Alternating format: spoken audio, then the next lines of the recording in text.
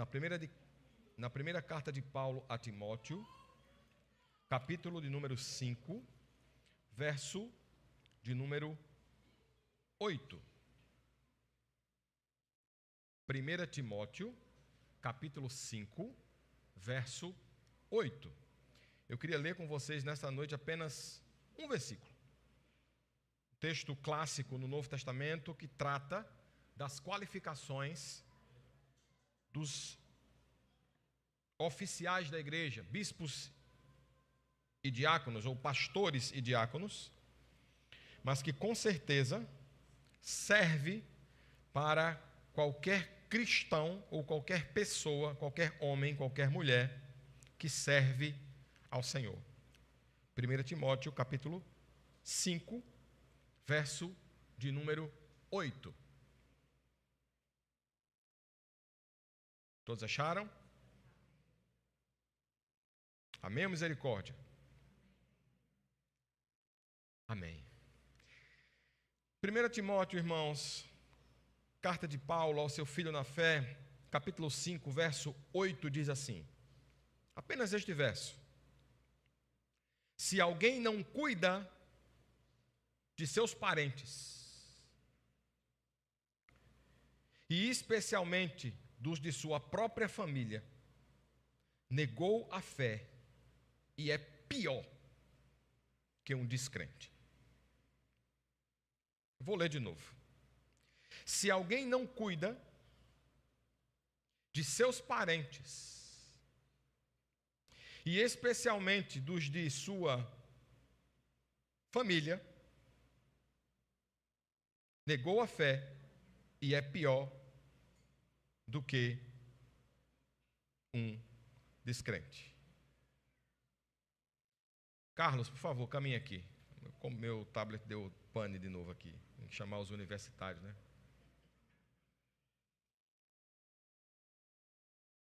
Esse mês de maio,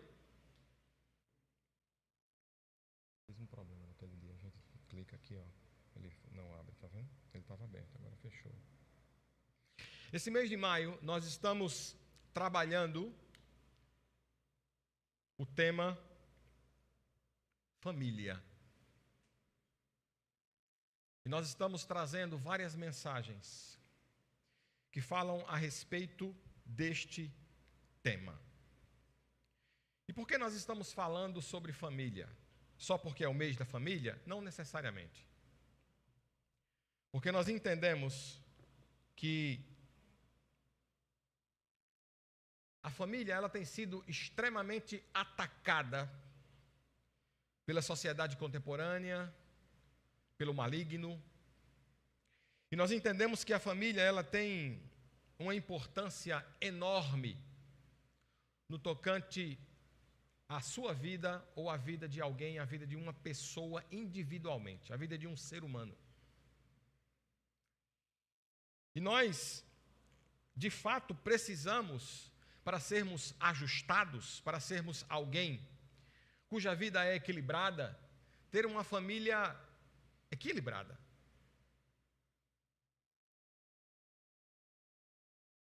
Logo, quando isso não ocorre, ficamos numa situação difícil, complicada. Todos nós sabemos, meus amados irmãos, que a sociedade, ela sem dúvida nenhuma, é o núcleo fundamental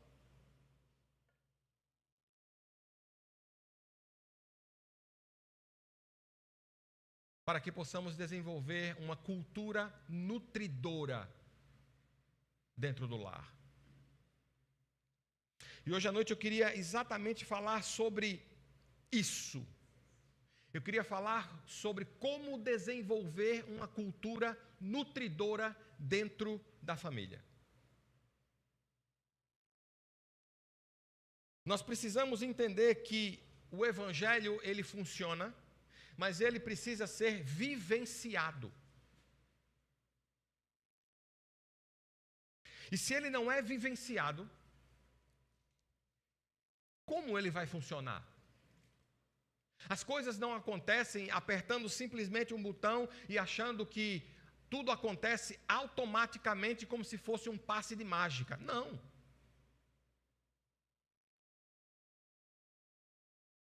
Nós precisamos entender que o Evangelho precisa ser vivido, vivenciado. As suas ordenanças precisam ser praticadas, vividas. Então Deus fez a sua parte e nós fazemos a nossa parte obedecendo aquilo que Ele ordenou na sua palavra. Aí sim, quando nós começamos a vivenciar o Evangelho dentro da nossa casa, dentro do nosso lar, aí sim, definitivo. Obrigado, querido. Deus lhe abençoe e dê muitos anos de vida.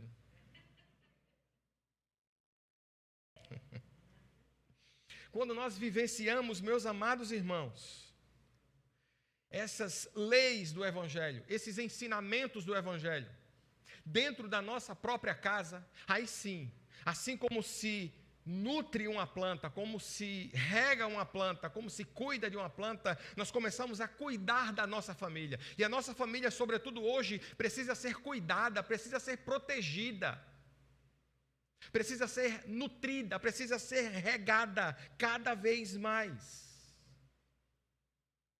Mas para que eu tenha e para que eu desenvolva uma cultura nutridora dentro do meu próprio lar, entre os meus familiares ou na minha família, eu preciso tornar este ambiente uma bênção. Por uma razão muito simples, muito simples. Um lar, ele pode ser uma bênção na vida de uma pessoa, mas ele também pode ser uma maldição na vida de alguém. Pais castradores, mães relapsas, pais omissos, ausentes, violentos, abusadores, podem tornar o ambiente familiar uma catástrofe. E é por isso que recai sobre nós a responsabilidade de sermos pessoas que obedecem o Evangelho, que vivem o Evangelho, dentro do próprio lar, a fim de tornar a nossa família, o nosso lar, uma bênção. Eu disse a semana passada e vou reafirmar hoje. Se você consegue ser um cristão verdadeiro dentro do seu lar, você consegue ser um cristão verdadeiro em qualquer lugar do mundo. Então se esforce, se esmere para desenvolver uma cultura nutritiva, nutridora, de nutrição dentro do seu lar. Mas pastor, como eu desenvolvo uma cultura nutridora, que vai nutrir, que vai fazer com que a minha família desenvolva, viva bem, seja saudável, funcional? Eu separei 4 coisas extremamente importantes, a fim de que nós possamos desenvolver uma cultura nutridora no lar. A primeira delas é: leve a sério as leis primárias da vida. Independentemente das pessoas serem crentes, cristãs, católicas, protestantes, espíritas ou não, ou o que quer que elas sejam, existem leis, digamos assim, universais na vida que precisam ser cumpridas. São leis primárias da vida. Primeira delas, honestidade. Ensine a sua família, meu jovem, homem, mulher, a ser honesto.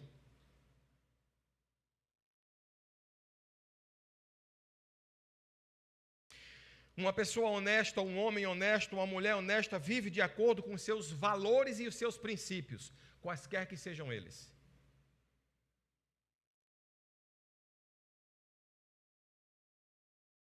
Em segundo lugar, leve a sério as leis primárias da vida. responsabilidade. Quer estragar um filho? Seja uma mãe ou um pai irresponsável. Responsabilidade, alguém que cumpre os seus compromissos e é uma pessoa confiável. Você é uma pessoa confiável? Você cumpre os seus compromissos? Um outro princípio primário da vida, sério, integridade. Integridade. Aquela pessoa que cumpre a sua palavra. Que não precisa de um papel. Que não precisa de um registro em cartório para cumprir a sua palavra. Não. Uma pessoa íntegra, ela cumpre a sua palavra. E uma pessoa íntegra, ela é extremamente transparente nas suas ações. Não tem meio termo. Não tem escondidinho. Não tem jeitinho brasileiro. Não. De jeito nenhum. E como é que você ensina isso para o seu filho?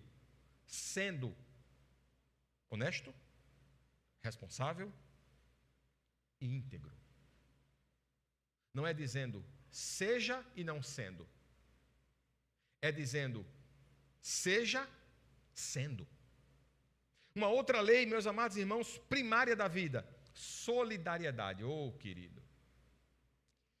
Meus amados e queridos irmãos, como a nossa sociedade, a sociedade contemporânea, tem perdido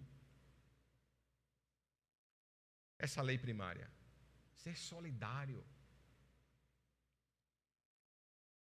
Você acha mesmo que a gente tem que enviar um filho para a escola para ensinar ele a ser educado?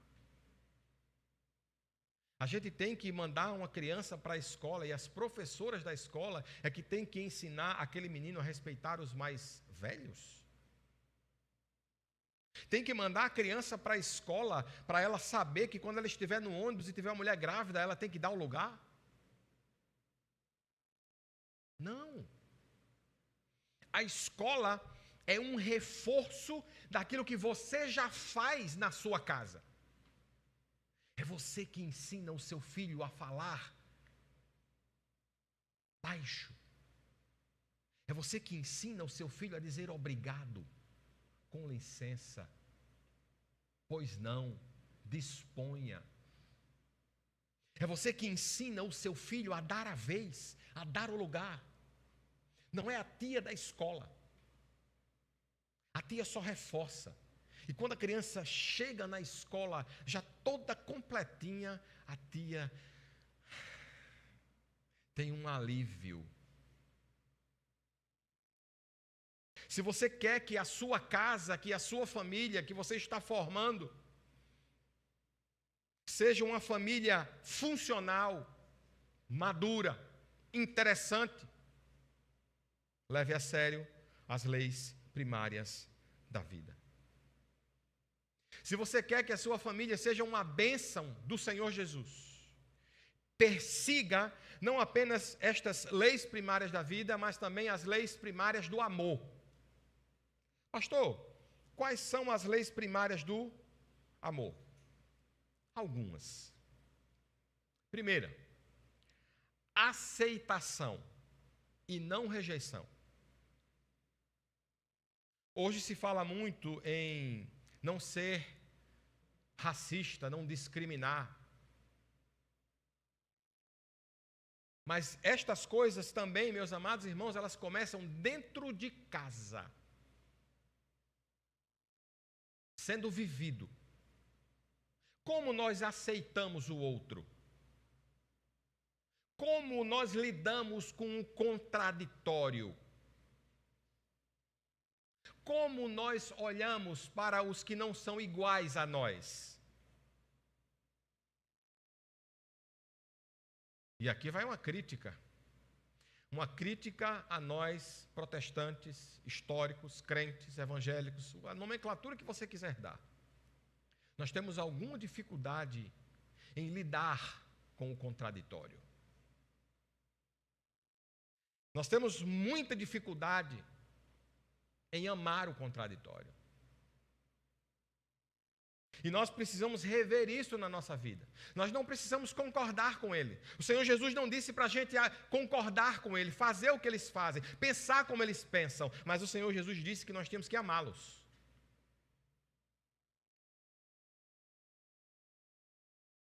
Nós precisamos aceitar e não rejeitar. Uma das leis primárias do amor, irmãos, é esta. É aceitar. Amar, compreender e aceitar as pessoas como elas são. Você não pode mudar as pessoas. Você não tem o poder de transformar o coração humano. O que você pode fazer é aceitá-las ou rejeitá-las.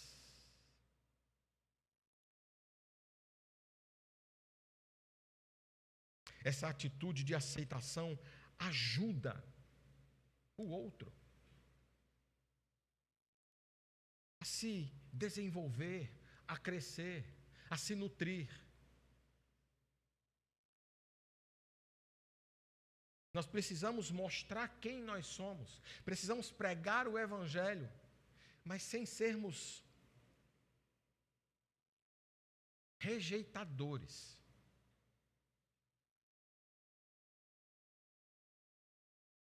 Nós não devemos negociar a nossa fé, não, de forma nenhuma. Mas quando nós aceitamos alguém, isso não significa que nós precisamos fazê-lo. Nós precisamos conviver com as pessoas. Nós estamos no mundo. Jesus viveu no mundo. Jesus comeu o que as pessoas comiam. Jesus vestiu o que as pessoas vestiam. Jesus andava entre toda espécie de pessoas. Mas ele sabia o que ele estava fazendo ali. Ele sabia qual era o seu lugar. Ele sabia qual a sua função, qual a sua missão. O que me parece às vezes é que os crentes têm medo, porque não sabem o que fazer, não sabem o que responder, não sabem o que dizer.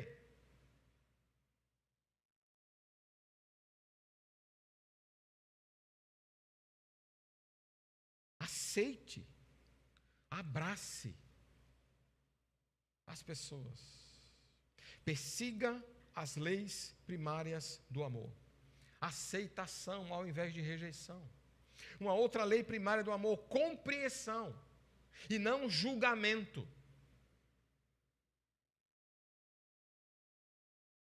Você sabe quem? As pessoas que criam melhor filho. Sabe quem é?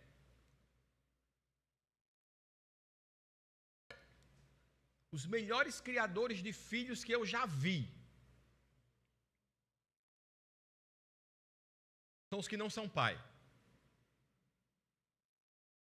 Até que um dia eles têm um filho. E aí eles percebem quão difícil é criar uma criança hoje. Porque antigamente, há 45 anos atrás, meu pai fazia assim, ó.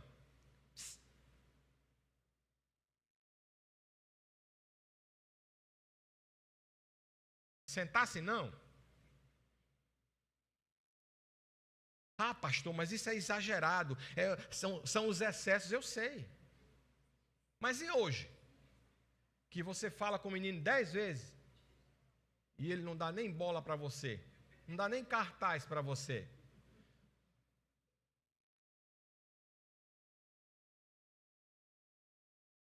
Meus amados irmãos, nós precisamos entender algumas coisas. Desculpem. Nós precisamos perseguir as leis primárias do amor. Aceitação ao invés de rejeição. Compreensão ao invés de julgamento. Compreender o outro pode fazê-lo enxergar o seu potencial oculto.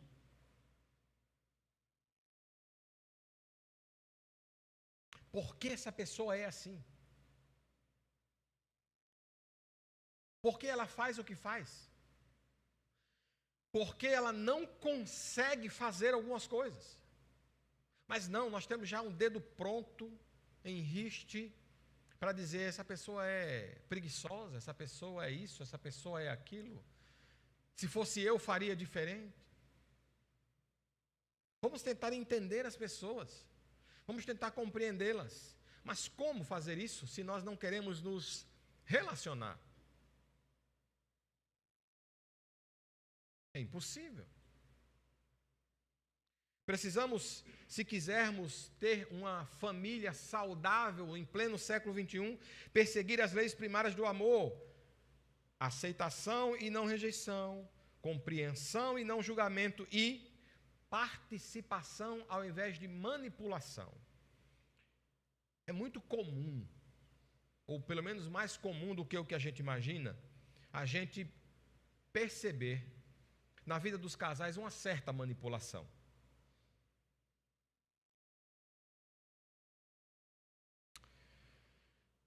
Existe hoje, inclusive na família, uma competitividade muito grande entre os casais, por exemplo. Quem ganha mais? Quem é melhor?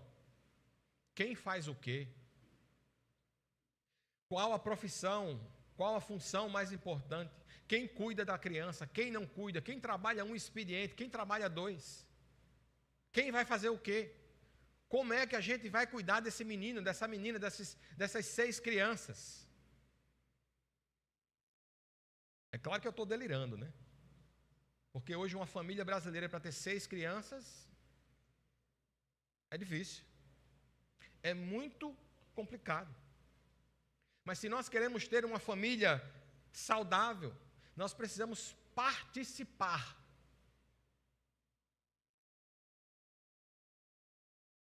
Desde quando eles são bem pequenininhos. Acompanhar, ouvir o primeiro papai, dar os primeiros passos, e não delegar para alguém ou para alguma instituição. A manipulação elimina o crescimento. Pais que manipulam seus filhos, ao invés de compreendê-los, abraçá-los, orientá-los e não manipulá-los. E quando eles crescem, eles não atingem ou não alcançam nenhum êxito, e aí a gente não sabe por quê. Talvez porque durante toda a vida você o manipulou e não o compreendeu, e não o dirigiu, não o conduziu.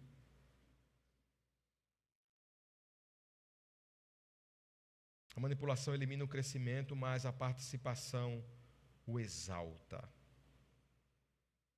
Quando a gente participa ativamente da vida dos nossos filhos, dos nossos familiares, da vida um do outro, a gente consegue ver o resultado. O problema é que dá trabalho. E trabalho é o que nós mais temos hoje, e é dele que nós queremos fugir. Então você trabalha 8 horas, 9 horas, 10 horas, 11 horas, 12 horas, e quando você chega em casa você quer sossego. E aí o menino chega para você, pula em cima de você, brinca, chora. Pelo amor de Deus, faz essa criança parar de chorar.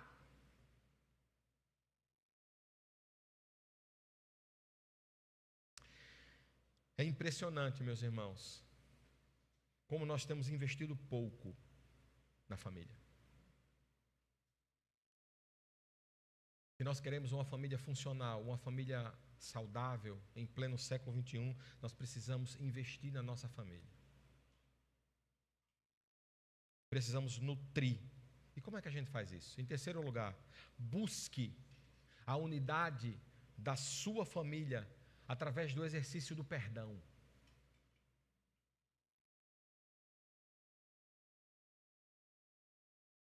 Você acha que é possível viver num ambiente familiar sem perdão?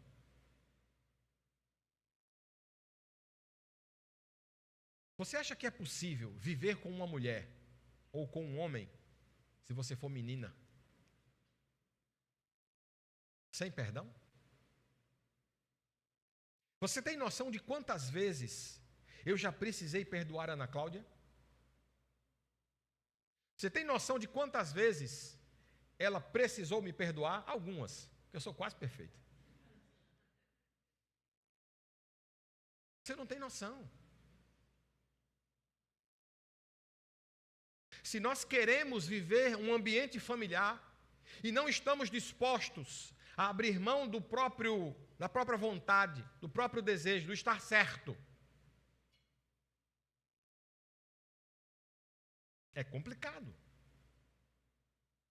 Nós precisamos buscar a unidade da família através do exercício do perdão. Quando se perdoa com sinceridade, abrem-se os canais por onde fluem a confiança e o amor incondicional.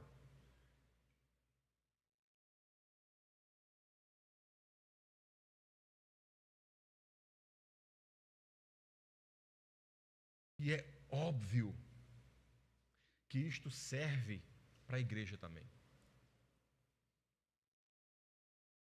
Porque a igreja é uma família. Mas é muito comum a gente ver pessoas destoando nesses quesitos aqui. Família, igreja. A minha família eu perdoo. Mas os membros da igreja não.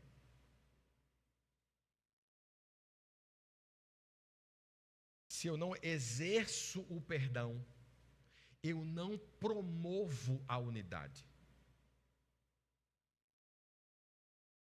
É simples, é matemático. Perdão, unidade. Falta de perdão, falta de unidade. No lar ou na igreja. O perdão promove a limpeza da alma. O perdão tira toda a sujeira do nosso coração e vai limpando quem de fato somos. Mas a falta de perdão bloqueia o caminho através do qual alcança-se a transformação, o crescimento, a evolução, a maturidade. A falta de perdão, meus amados irmãos, torna permanente a mágoa, o ressentimento, o rancor, o ódio, a divisão e, consequentemente, uma série de enfermidades. Eu não preciso provar para ninguém aqui que existe uma relação muito grande entre problemas psicológicos e doenças psicossomáticas. Isso é mais do que provado. A falta de perdão adoece as pessoas, enrijece o coração. E aí nós precisamos olhar para a pessoa de Jesus, porque Ele definitivamente é o nosso exemplo. Pai, perdoa a estes, porque eles não sabem o que fazem.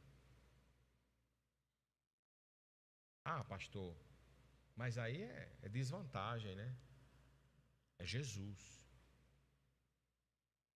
Tem certeza?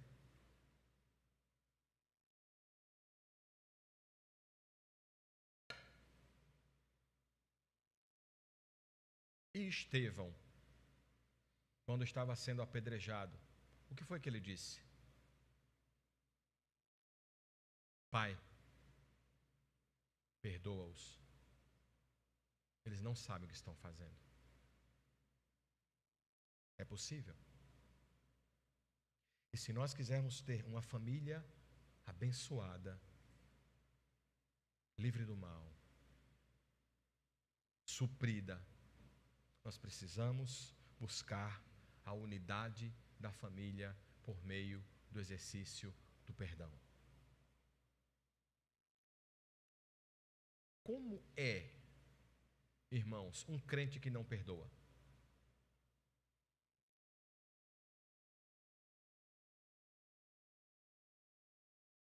Em quarto lugar, e último, se nós quisermos ter uma família agradável,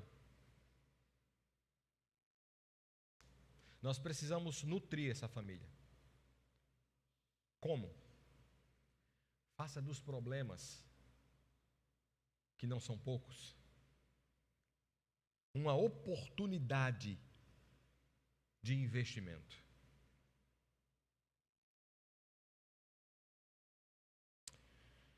Os problemas podem ser verdadeiros obstáculos no caminho. E quem aqui não tem problemas?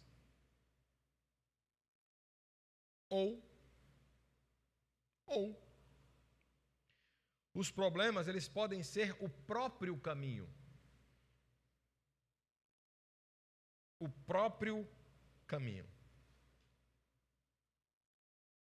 Depende de como lidamos com ele. Eu sei que não é fácil. Eu mesmo tenho vários problemas. É difícil. Mas se nós quisermos seguir adiante, nós precisamos entender que o sofrimento, que a dor, que a aflição, que os problemas, eles fazem parte da caminhada.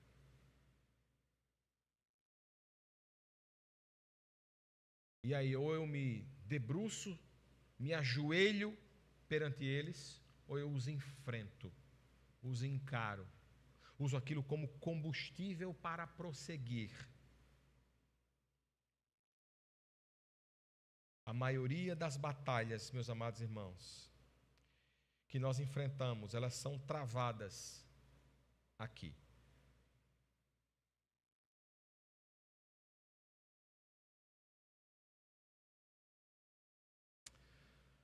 Meus amados irmãos, faça dessas lutas e dessas batalhas a oportunidade de crescer. O dia ruim de alguém pode ser uma oportunidade, uma ótima oportunidade, uma excelente oportunidade de eu exercer a minha misericórdia. Você já parou para pensar sobre isso? O dia ruim de alguém pode ser o seu momento. O momento onde você aparece e abraça, e consola, e se põe à disposição. O problema é que servir está se tornando uma coisa tão rara que já não vemos mais isso. É muito raro, cada vez mais raro. Você já parou para pensar que uma ofensa pode ser uma ótima oportunidade para o exercício da sua misericórdia? Não foi o próprio Senhor Jesus quem disse, fazendo isto, amontoarás o quê? Brasas vivas onde? Você já pisou numa brasa? É ruim, né? É ruim, é ruim. É ruim. Imagine colocá-la na cabeça. Deve incomodar muito. É assim que precisa ser a vida de um servo. A vida de um membro da família.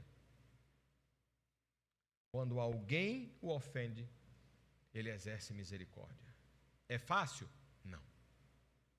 Mas é preciso. É necessário. Porque se ele ofende e você responde à altura,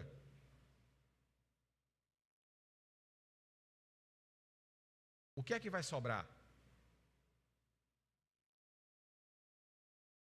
Gritaria, ódio, amargura, rancor, ressentimento, divórcio e assim sucessivamente. Mas quando alguém ofende e alguém responde exercendo misericórdia, é como se você pegasse uma brasa acesa e colocasse na cabeça de alguém. Esse é o nível. Esse é o sarrafo.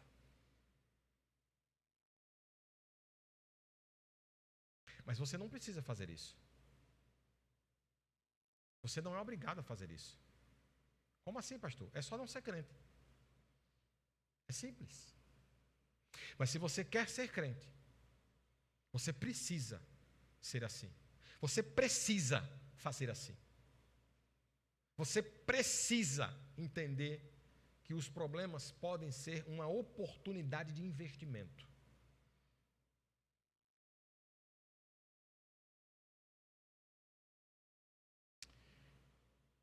Eu queria terminar com uma frase desconhecida, de autor desconhecido, aliás, que diz assim: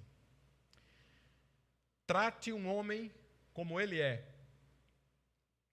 e ele continuará exatamente o mesmo.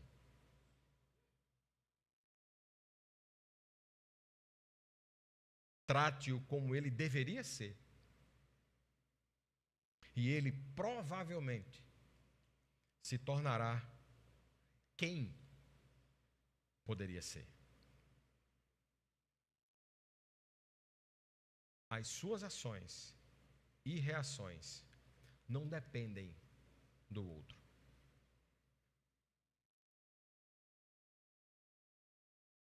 Depende do relacionamento que você tem com Cristo.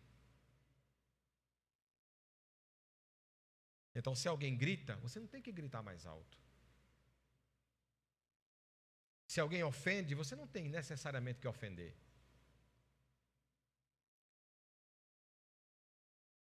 Se alguém lhe tranca no trânsito, você não tem que trancar ele lá na frente.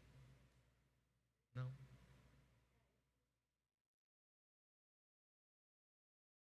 Se nós queremos ter uma família, irmãos, abençoada, se nós queremos ter uma família funcional, nós precisamos nutrir essa família. Como? Faça dos problemas uma oportunidade de investimento. Busque a unidade da família por meio do exercício do perdão. Persiga as leis primárias do amor e persiga as leis primárias da vida. Isto não é uma mensagem expositiva? Não. São bons conselhos para nós refletirmos como estamos lidando com a nossa família. Como estamos criando os nossos filhos. Como estamos lidando com os nossos idosos. Eu tenho uma preocupação enorme com os idosos. Porque cada vez mais eles são abandonados em sua maioria, quando não são explorados. E eu espero em Deus que, se você tem um pai e uma mãe que hoje dependem de você, ou que vai depender de você, você não seja um explorador.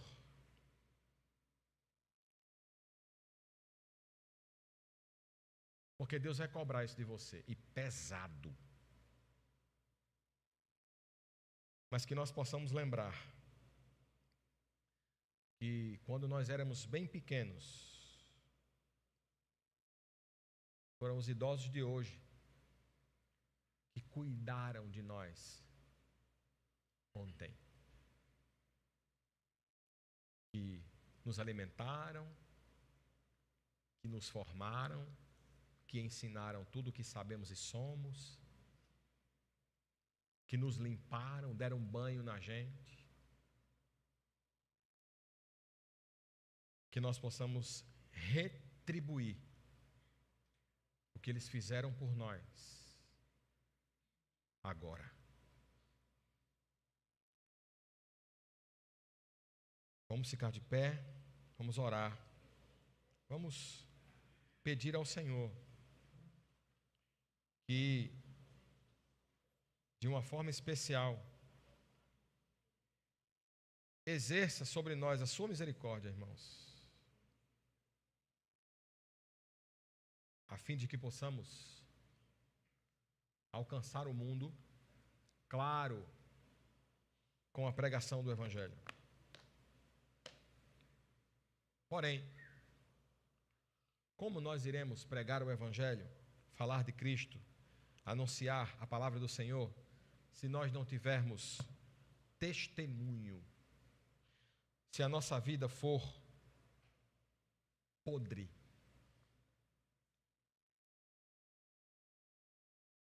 Eu estou muito ansioso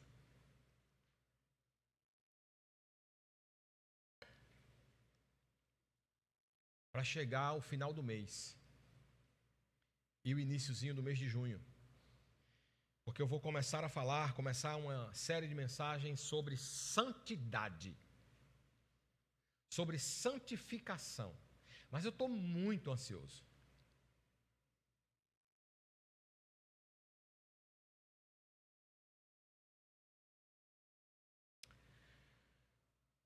Porque nós precisamos reativar este conceito, reavivá-lo no seio da igreja. E eu não quero ser arrogante, não.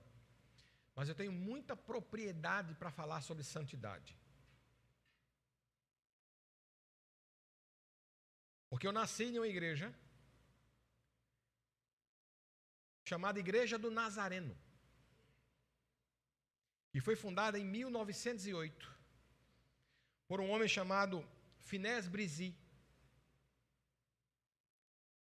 Igrejas congregacionais e igrejas pró-santidade no Canadá se uniram, se juntaram, migraram para os Estados Unidos e formaram a Igreja do Nazareno, cuja herança é wesleyana, de John Wesley, século XVIII, Inglaterra.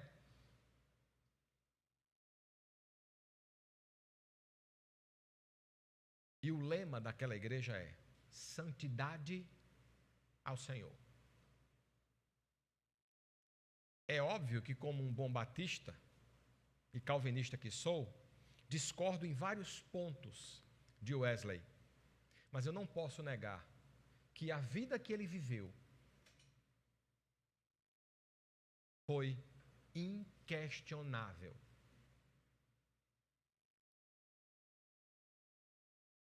Aquele homem, verdadeiramente, biblicamente falando, não tradicionalmente falando, não religiosamente falando, foi um santo.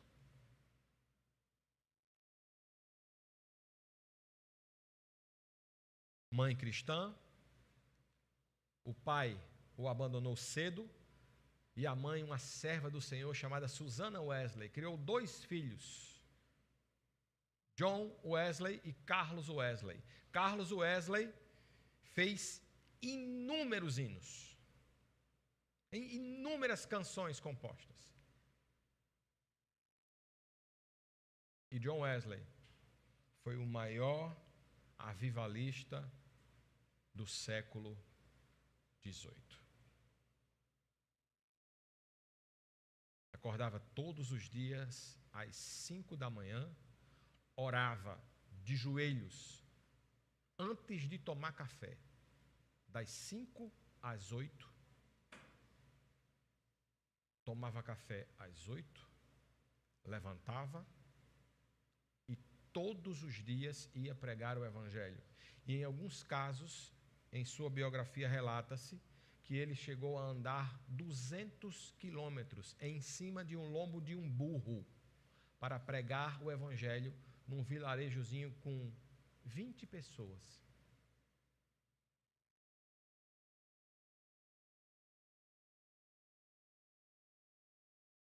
Hoje, a gente espera um ônibus 20 minutos e acha ruim. Fica em pé no ônibus 25 minutos e diz: que demora.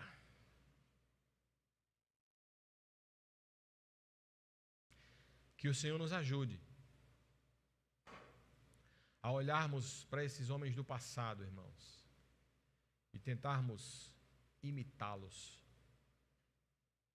John Wesley era um homem que, assim como Paulo, facilmente poderia dizer: Sede meus imitadores, como eu sou de Cristo.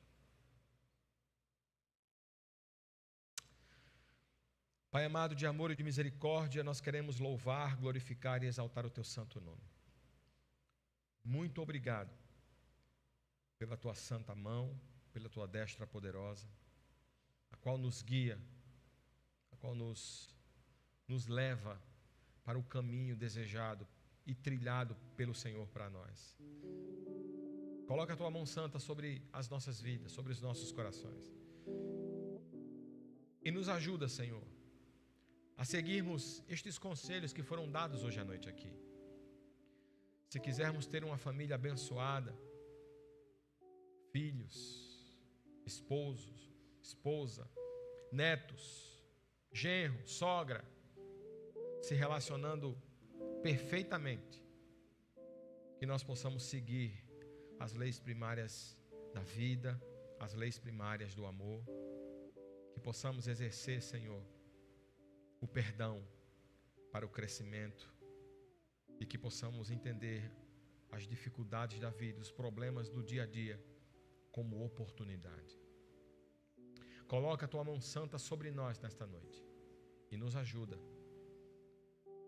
a sermos cada vez mais parecidos com Jesus. Que quando foi necessário, abriu mão daquilo que ele tinha por mais precioso, que era a sua vida com Deus, com o Pai. O seu relacionamento ininterrupto com o seu Deus e o seu Pai. Mas por amor de nós, ele abriu mão daquilo que ele julgava e que ele era mais importante e caro, e deixou a sua glória e veio habitar entre nós e nos deu o exemplo. Viveu uma vida absolutamente perfeita. Senhor, nos ajuda a sermos cada vez mais apaixonados pelo teu Filho, meu Pai. Sermos apaixonados por Jesus. Não trocarmos o Senhor Jesus por nada. Que assim como Paulo, queiramos segui-lo, persegui-lo e conhecê-lo. E entendamos que não há nada mais importante na vida do que servir ao Senhor e, sendo obediente, pregarmos o Evangelho e mostrarmos às pessoas com a nossa vida, com o nosso viver, que é maravilhoso servir a esse Deus que cuida de nós. É no nome santo, doce e precioso de Jesus, o qual oramos agora e para sempre. Amém e amém. Os irmãos podem se assentar.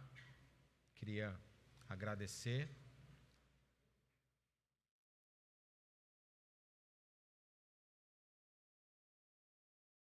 a sua presença.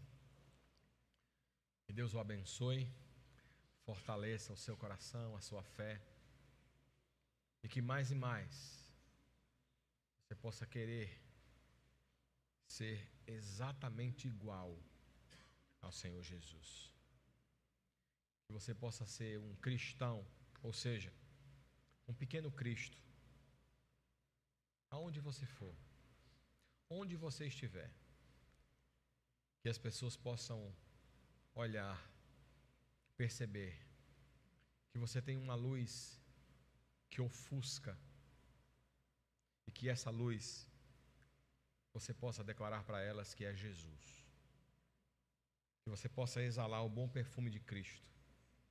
E assim, as pessoas possam querer ser iguais a você. Elas possam querer ser suas imitadoras, como você é de Cristo. Se não for assim, não vale a pena ser cristão. Porque ser cristão só vale a pena se for de verdade. Se for a vera. Se não, estamos só brincando. E estamos brincando com fogo. Porque a Escritura nos ensina que de Deus não se zomba, porque Ele não se deixa escarnecer. Ele é fogo consumidor. Que o Senhor nos ajude a sermos cada vez mais parecidos com seu Filho. Amém?